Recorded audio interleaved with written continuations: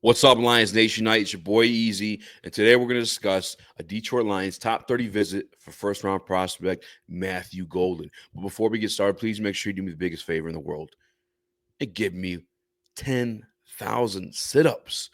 Or you can smash the like button, whatever is easiest for you. I'd appreciate that. But let's dive into the news, guys. Detroit Lions are planning to meet with wide receiver out of Texas, Matthew Golden. Last year, Matthew Golden cashed in his best year by far with 987 yards on 58 receptions and 9 touchdowns.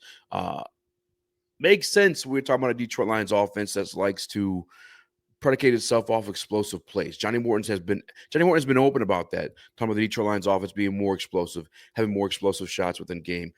And that would make sense if you added Matthew Golden, who ran a 4.29 in his 40. That's a fast guy. It also adds up to some things that Brad Holmes has said in the past,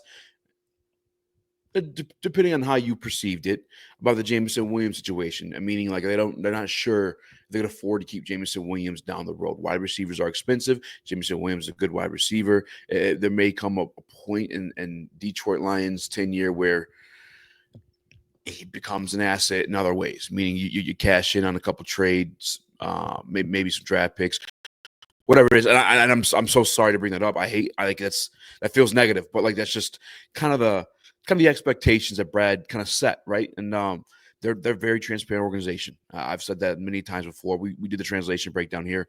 Matthew Golden is a guy that can come in and replace that if need be due to the speed, because this guy, again, 4.29, fast kid, explosive kid. I think he could really come in and sell you some verticals on crossing routes. And that's what the Detroit Lions do specifically, what this offense has been like the past couple of years. Sprinkle in a couple of explosive plays from Jameson Williams. We'll now add Matthew Golden to that equation. I think that makes tons of sense. If you want to live in the world where you keep Jameson Williams, how about the replacement and or upgrade of Khalif Raymond? Another speedster that you have, Matthew Golden, two return touchdowns, I believe. I actually don't remember who it was against, but he can work well as a returner as well. So I think that's a guy that works in many ways. He could play the X, he could play the Z, he could play the slot. You could put him all over the field, and he'll be that explosive playmaker that I believe he could be for the Detroit Lions.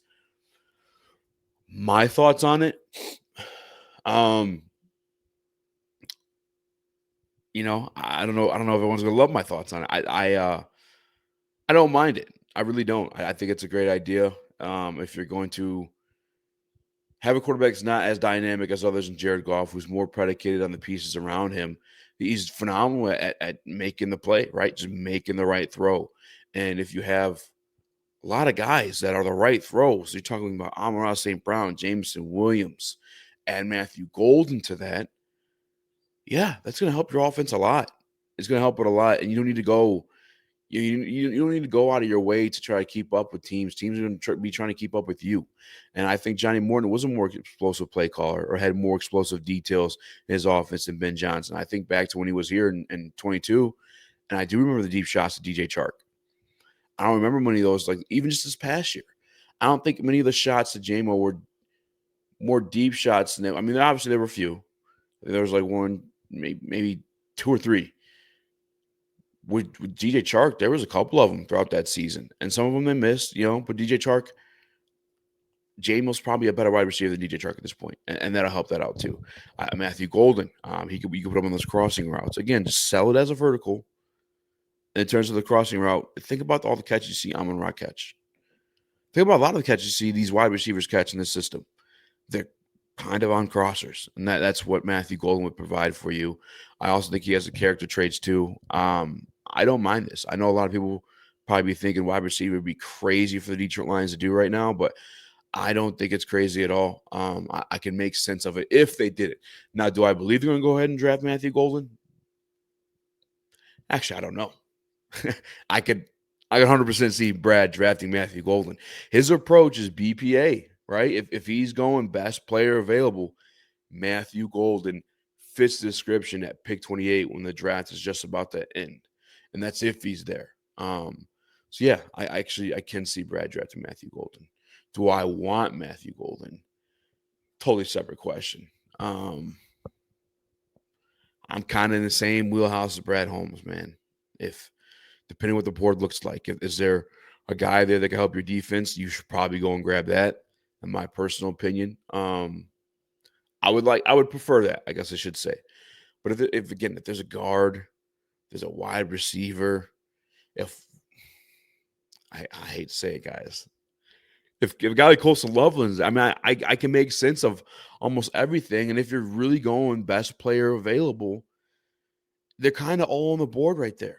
They really are. And with that being said, like some of us might be disappointed in this draft class because we're all expecting edge, edge, edge, edge, edge, back to back, and that's just might not be the case if we're drafting based upon best player available principles. You there was one other meeting actually, and you know what? Let me pull up this stuff as well because this guy actually is a Detroit native, and his name is Derek Harmon of the Oregon Ducks, former Michigan State Spartan. But Derek Harmon, 6'5", 311 pounds, met the Detroit Lions on Friday. He posted this on his Instagram, so it's confirmed. He actually met with them. Derek Harmon, like I said, 6'5", 313 pounds, played all 14 games this year and had 5 sacks, 11 tackles for losses, 2 forced fumbles, and 4 pass deflections. I think this guy comes in and he becomes your future replacement for DJ Reader. And that's not like a be scared thing like the Jameson Williams contract. DJ Reader is up there in age. He may he may retire in 2 or 3 more years. And who's know how long he's going to be with the Detroit Lions. His contract's up this year. So I think Derek Harmon can come in and be that for you. If not, the replacement for Aleem McNeil until he gets back, because he's kind of played both sides, right?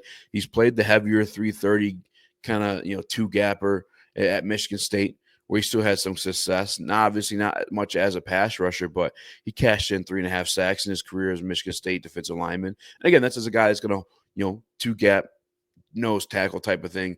Lost weight, went and played along a talented front in Oregon, and he cashed in 5 sacks just this year. That's kind of what Aleem McNeil's doing for you right now. I like him better in that form. I don't want to go this far, but to articulate the upside in it, it could be your Chris Jones, Chris Canty. I'm talking about your 6'5", big, long defensive tackles that just get in there and disrupt plays, can play against the run while also being able to get after the quarterback. I think that's what Derek Harmon is in this Detroit Lions defense if it works out that way. And I also love that as well. You talk about the defensive line, everybody wants an edge. You know what helps out the edge rushers? Defensive tackles. And I think as Lions fans, we got to witness that ourselves, right? A guy very, very, very inexperienced, Ezekiel Anza, came in and had 8 sacks. You want to help him do that? Nick Fairley and Ndamukong Suh in the middle. And we kind of have that right now. Well, we would have that for dang sure if we drafted Derek Harmon.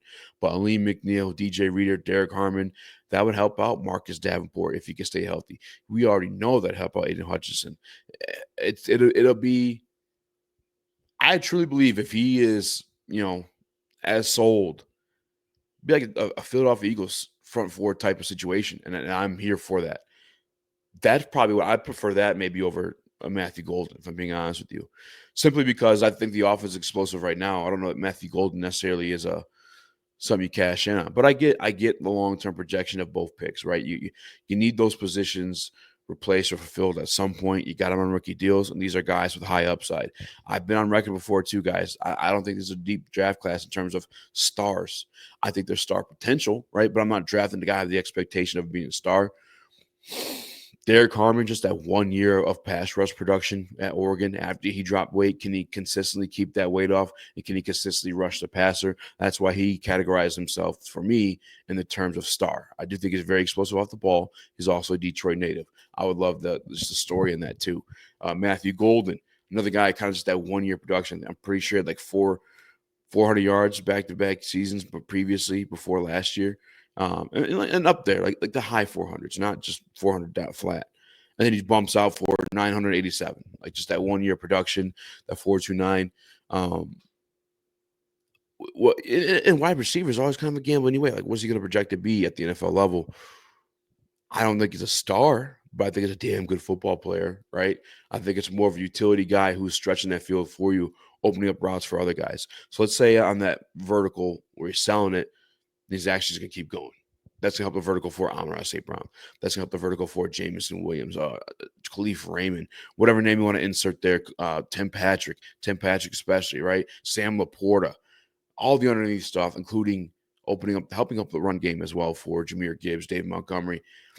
Both these picks make sense to me. Both these picks make sense to me. That was weird. I don't know why I just got rid of the plurals there, but I apologize for that.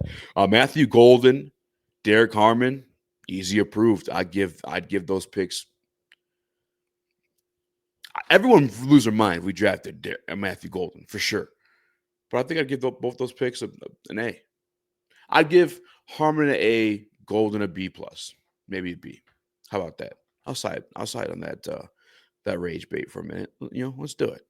But guys, do me a favor, if you guys like this video, you want more of these draft breakdowns, you want more NFL Detroit Lions coverage, please, please, please make sure to smash that like button. Also subscribe. Comment down below who you guys would like a player breakdown of, whether it's a draft visit we had or just a player in general, and I'll make sure to get that done for you. For now, us next time. Does that make sense? For now, it's next time. That might be my new sign off.